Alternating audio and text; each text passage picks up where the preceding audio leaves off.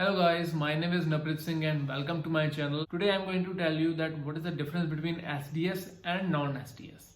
Actually, SDS stands for Student Direct Stream, and the main difference between both the process is that in SDS you require 6 bands in IELTS in each module. However, in non-SDS you do not have any kind of requirement of bands. You just need to have an IELTS score that can be above 6 or below 6 in any module. The second difference between SDS and non-SDS is that in SDS category you need to have 1 year of tuition fee paid to the college, and in non-SDS there is no such limitation. You can pay whatever you want. You can either pay the full year fee or just 1 semester fee, that can be sufficient. The third difference between SDS and non-SDS is that in SDS category there used to be a limit of 20 calendar days in which a decision has to be made on the application. However, in the non-SDS that number of days was 34. But now there is a coronavirus and there are a lot of applications still pending. This number of days is not accurate. Now I would like to tell you that what is the difference between colleges, whether there are SDS and non-SDS, because a lot of students have told me that their agents have told that their application is in an SDS college.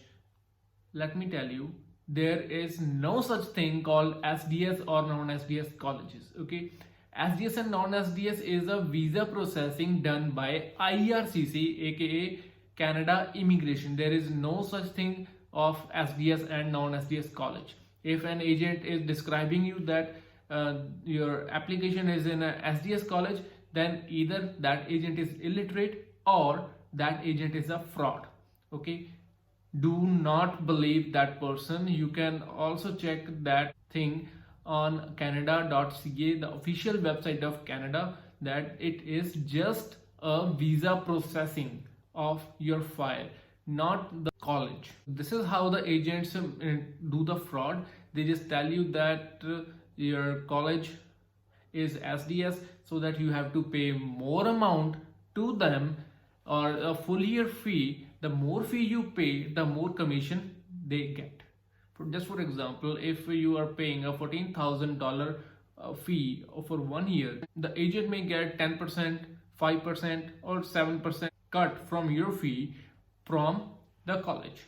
But if you just pay 1 semester fee in non-SDS category, just like $7,000, then their cut would be less.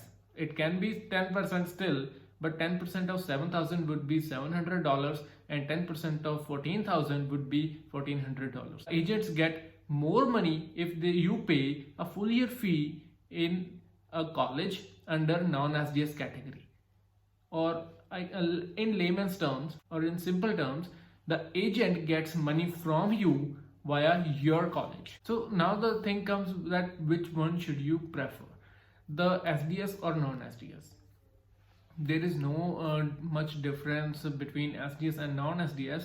However, in recent days there is a spike in the approval of non-SDS files rather than SDS files. The non-SDS files were getting approved in less number of days as compared to SDS ones.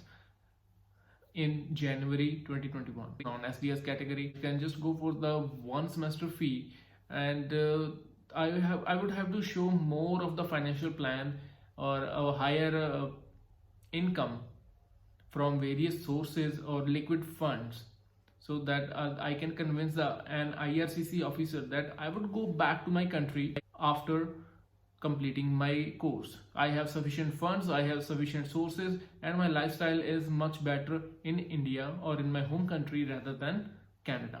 If I can show that, then there would be less chances of a refusal in non-SDS.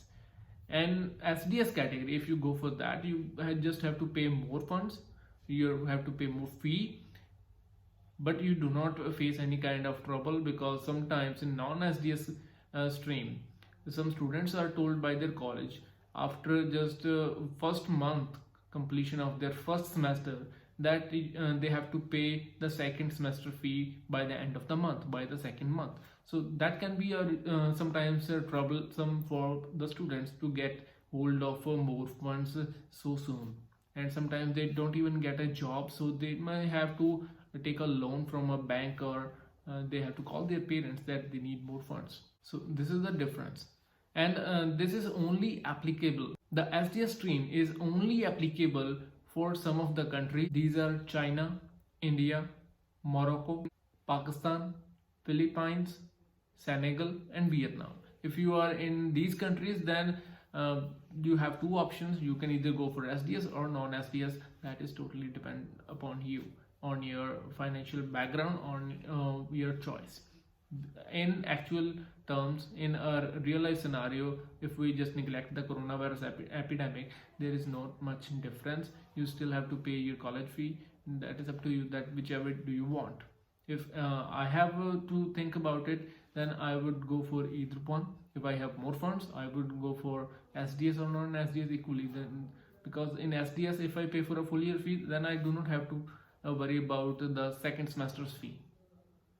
And if I have to go to non-SDS, then I must ensure that I have a lot of funds for that. So that was the whole video about the SDS and non-SDS. If you have any questions, just put in the comments, and I have some of the links in the description, so please go and also check that out. And tomorrow I will tell you that how you can book the flights for a very less rate or a very less price. So that's all for today. Thank you guys for being here.